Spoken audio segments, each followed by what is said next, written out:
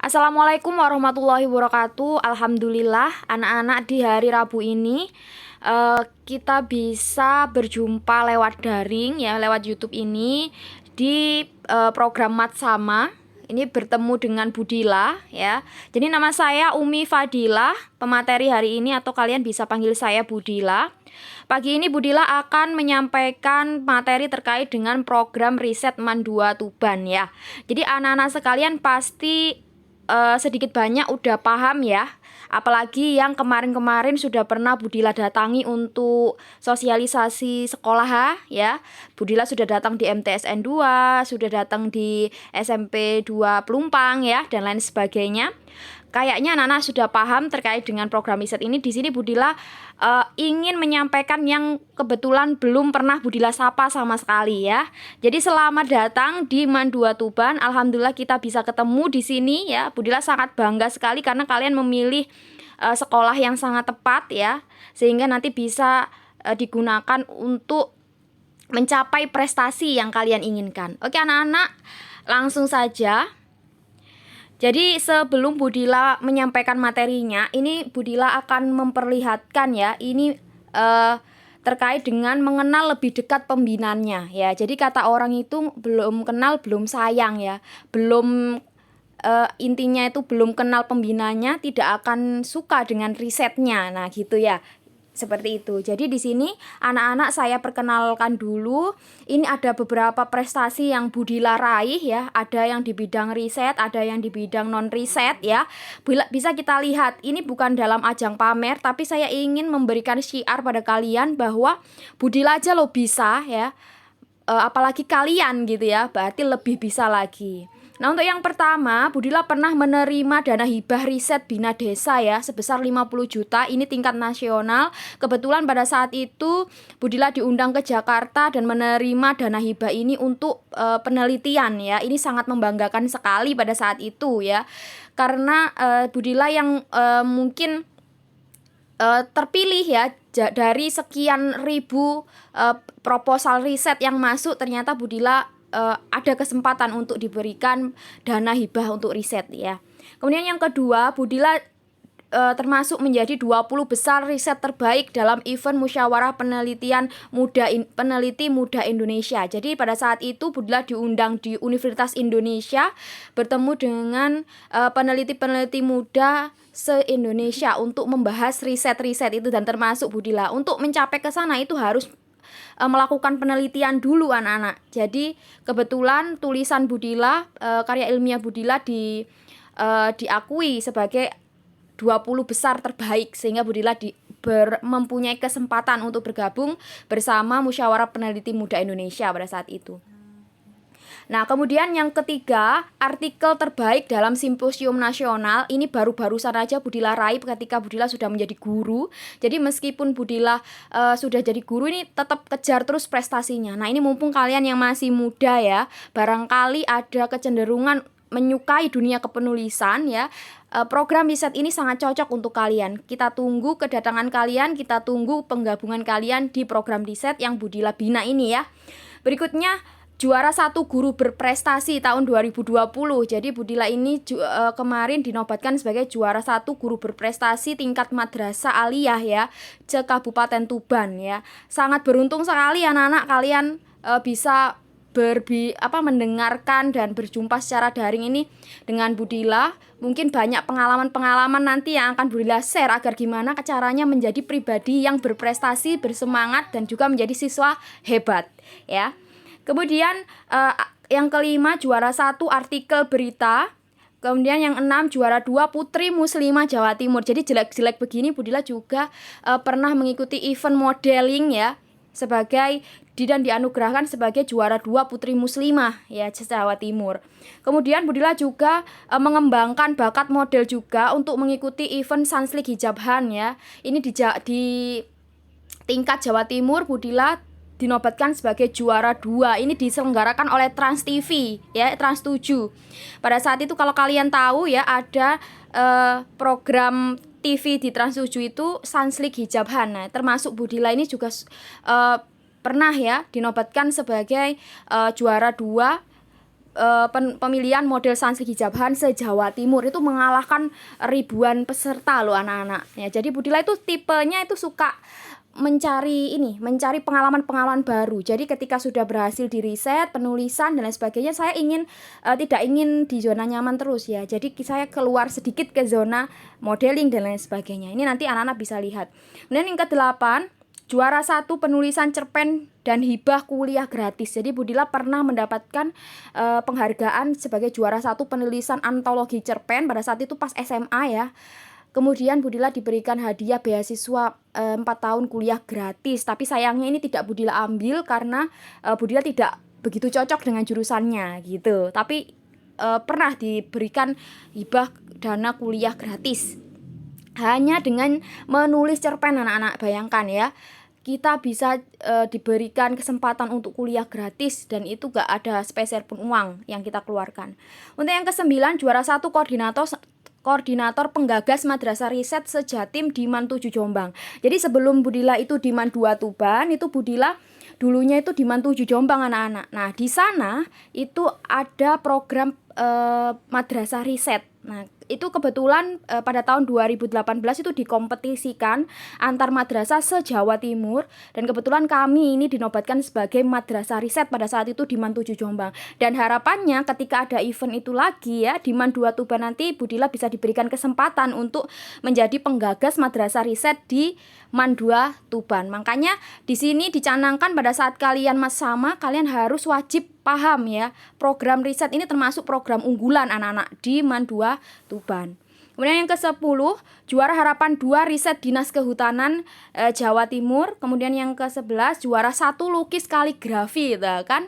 Budila itu sering meloncat zona ya, dari mulai riset, modeling, kaligrafi, dunia seni lukis itu Budila juga pernah mencoba, dan itu juga ya alhamdulillah lah pernah mendapatkan juara 1 ya. Kemudian yang ke-12, pengurus jurnal riset madrasah tingkat nasional anak-anak.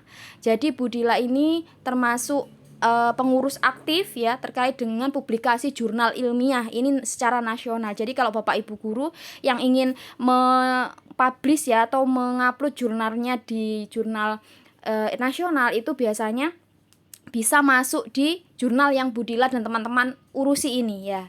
Seperti itu. Jadi sebegitu aja ya 12 prestasi ini ya, ini sebagai penggugah kalian bahwa jika Budila bisa maka kalian pun juga harus bisa. Seperti itu ya anak-anak ya.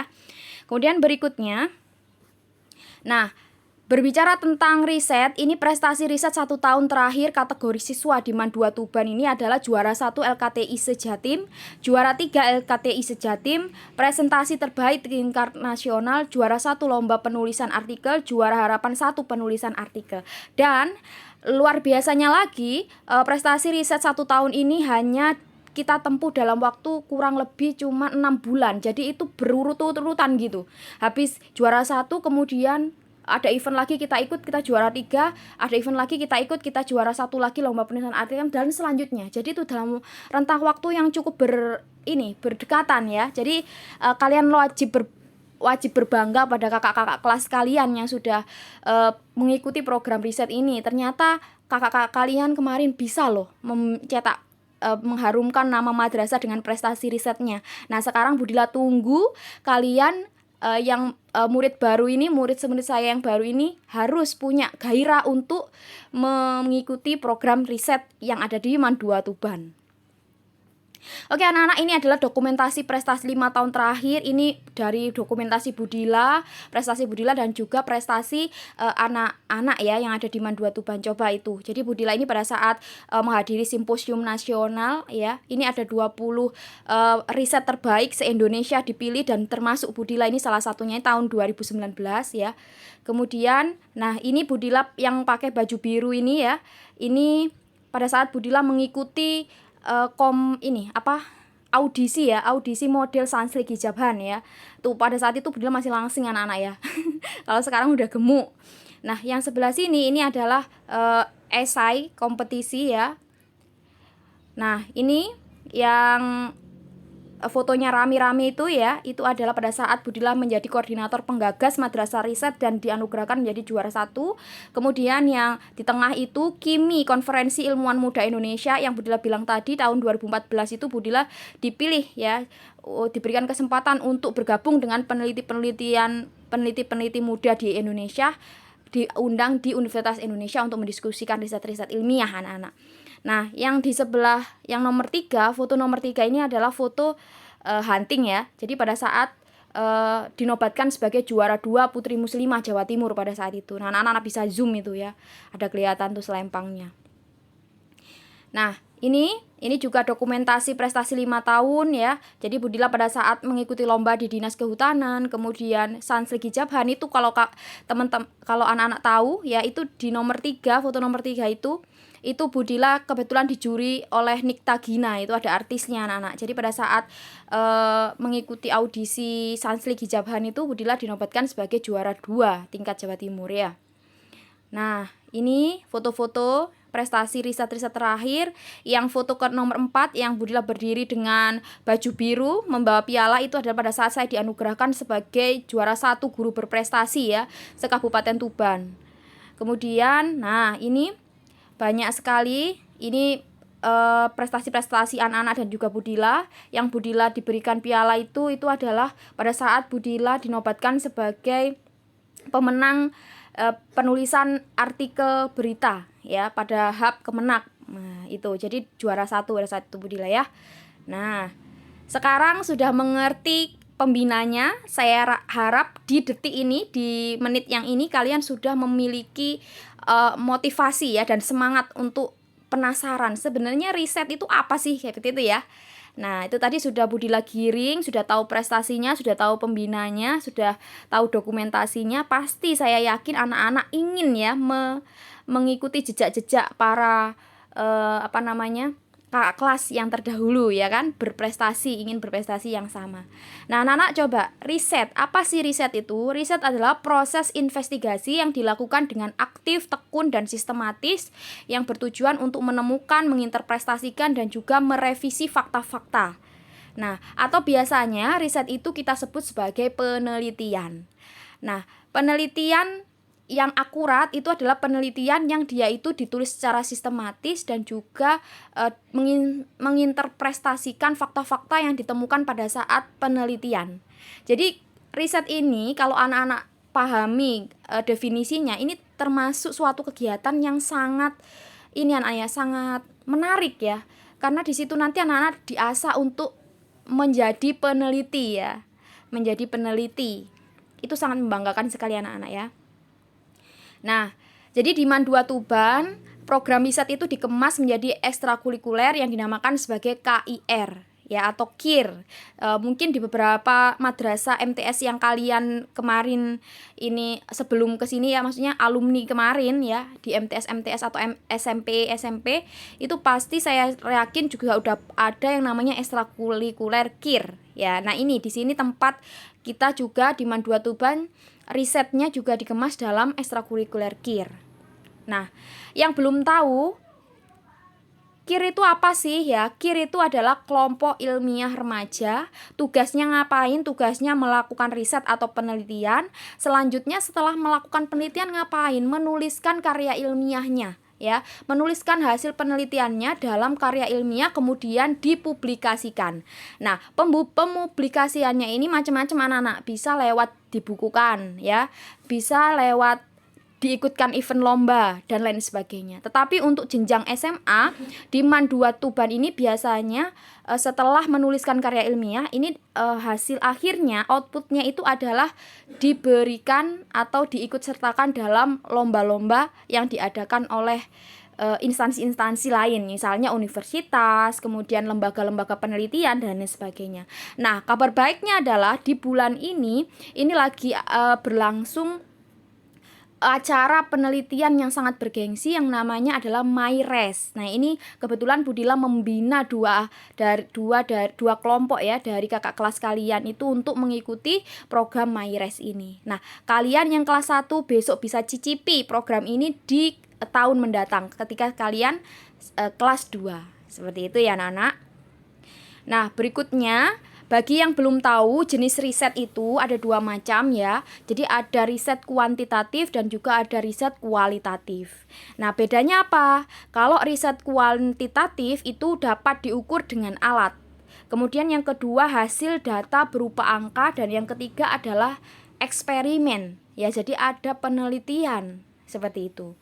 Kalau kualitatif ini dia dapat diukur dengan alat indera, misalnya oh, lukisannya sangat baik. Oh, ternyata ini rasanya enak ya. Ternyata ini rasanya manis. Itu bisa diukur dari alat indera, itu disebut sebagai penelitian kualitatif ya.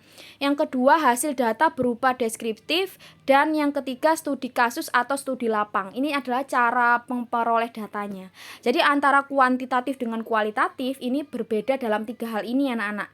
Nah, biasanya yang kuantitatif ini digunakan untuk penelitian-penelitian sains ya, misalnya pemanfaatan ini tumbuhan yodium sebagai mempercepat proses pembekuan darah dalam luka kulit manusia misalnya. Nah, itu adalah contoh penelitian kuantitatif ya, atau penelitian sains. Nah, sedangkan kalau penelitian kualitatif ini biasanya dipakai untuk penelitian-penelitian yang berbau sosial. Misalnya uji tingkat kepandaian anak ya, hubungannya dengan pola belajar. Nah, itu juga termasuk sebagai metode riset kualitatif ya, karena di sana nanti metode pembelajarannya apa? Ada yang belajar sambil mendengarkan musik misalnya ya. Kemudian ada belajar sambil makan dan lain sebagainya. Sehingga nanti kita bisa menguji mana yang lebih baik ya. Itu nanti kan sifatnya sangat relatif ya anak-anak ya. Itu namanya penelitian kualitatif. Nah, bidang riset itu adalah segala macam kejadian dalam kehidupan. Sebenarnya semua di dalam kehidupan itu bisa dijadikan objek riset. Jadi misalnya nih kalian jalan-jalan, kemudian kalian bertemu semut, saling bersapa-sapa. Kemudian di pikiran kalian, kenapa ya semut itu kalau ketemu dengan temannya itu kok saling bertemu ya. Maksudnya berhenti sejenak, kemudian seperti kayak cipika-cipiki gitu ya. Itu kenapa gitu ya misalnya. Nah, ketika muncul pertanyaan demikian, itu artinya kalian itu sudah mulai tahap meriset ya. Rasa ingin tahu itu sudah masuk dalam tahapan meriset anak-anak. Jadi segala macam bentuk kehidupan yang ada di dunia ini itu sebenarnya bisa diriset mulai dari sains, teknologi, sosial budaya, sosial humaniora dan juga agama ya. Itu semuanya bisa diteliti. Ya, kayak gitu. Nah, kemudian ketika sudah meriset, melakukan percobaan ya, melakukan penelitian, apa hal yang akan dilakukan selanjutnya? Yaitu menuliskan karya ilmiah. Nah, dalam penulisan karya ilmiah ini tentu harus mengikuti kaidah sistematika penulisan karya ilmiah ya. Jadi yang pertama, bagian awal itu halaman judul, pengesahan, kata pengantar dan juga daftar isi. Ya. Jadi judulnya itu apa? Covernya apa? Pengesahannya bagaimana? Kata pengantar dan daftar isinya seperti apa? Itu adalah termasuk sebagai bagian awal. Sedangkan bagian 1 itu bab pendahuluan, yaitu di situ isinya adalah latar belakang, rumusan masalah, tujuan penelitian dan juga manfaat penelitian. Latar belakang itu apa sih? Latar belakang itu adalah alasan kenapa kamu ingin meneliti itu. Nah, latar belakang yang baik adalah latar belakang yang didasari atas penelitian itu dilakukan karena sangat penting. Ya, tingkat urgennya itu sangat tinggi. Kalau kita nggak melakukan penelitian itu seperti kayak nggak ada solusi lain. Nah, itu misalnya. Kemudian seberapa tingkat masalah itu ada, itu juga termasuk sebagai pertimbangan latar belakang. Misalnya nih, cara membedakan latar belakang yang baik dan buruk ya. Misalnya begini, kita itu ingin tahu ya, ingin karena sekarang misalnya kan banyak kasus COVID misalnya ya.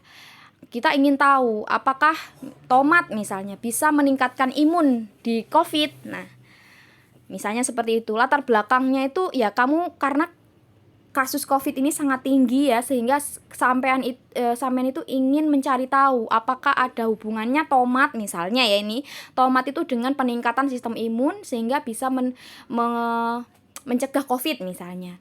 Nah, ini adalah latar belakang yang baik. Karena apa? Karena masalahnya jelas ya, COVID, kemudian masalahnya juga masalah yang besar yang menyangkut kehidupan orang banyak, sehingga dipastikan penelitian itu sangat bermanfaat.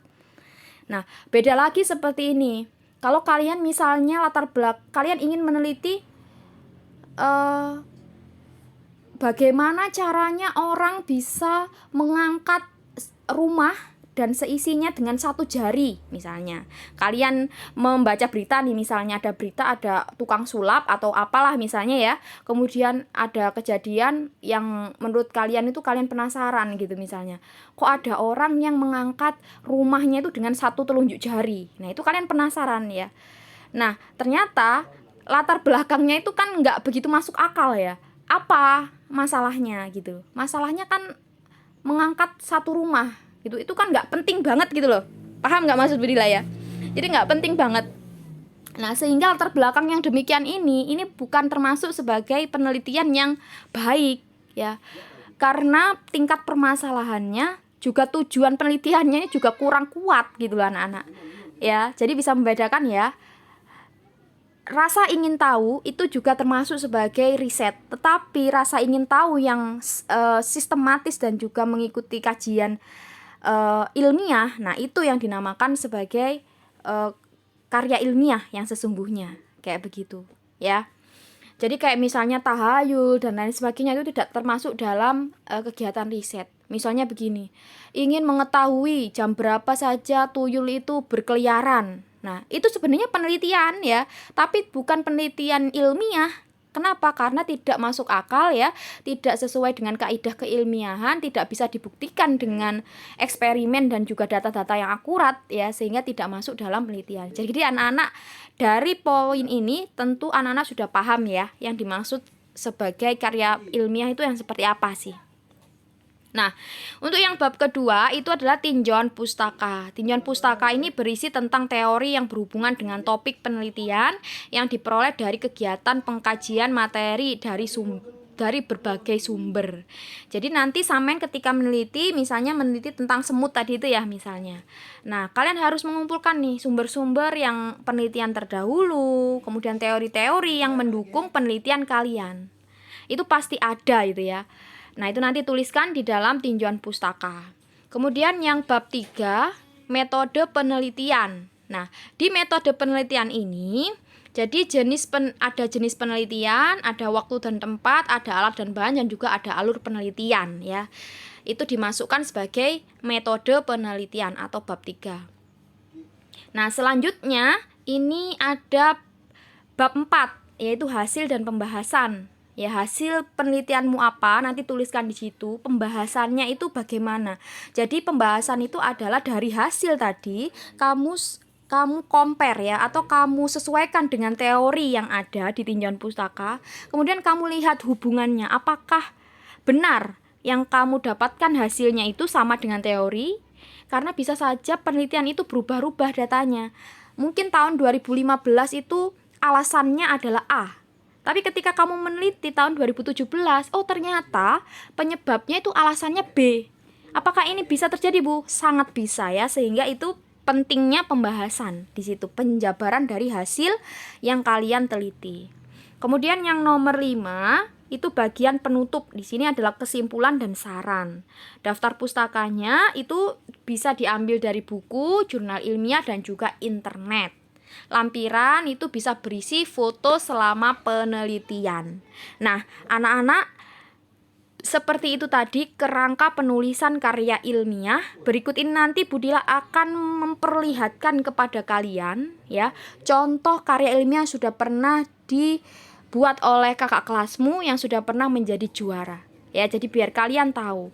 Nanti ini tugasnya adalah silahkan kalian menemukan satu saja judul ya. Satu saja judul penelitian yang ingin kamu teliti, kira-kira kamu penasaran dengan apa, ya. Itu kalau kalian tulis. Kemudian kalian sebutkan latar belakangnya, kenapa kamu pilih penelitian itu, alasannya apa. Kemudian tingkat urgensinya, pentingnya meneliti itu apa, itu harus disampaikan. Tujuannya apa. Jadi nanti sampean saya berikan tugas untuk membuat karya ilmiah, ya. Untuk membuat karya ilmiah tapi tidak full, ya. Jadi judul, latar belakang, tujuan, dan juga rumusan masalah, ya. Jadi nanti kalian akan belajar membuat 4 poin itu dulu, ya anak-anak. Oke, baik, ini dia hasil penelitian kakak kelasmu yang sudah dipublikasikan dan sudah diikutkan dalam event lomba, ya, dan sudah menang, memberikan prestasi yang membanggakan atau menang, ya, akan Budila tunjukkan. Oke.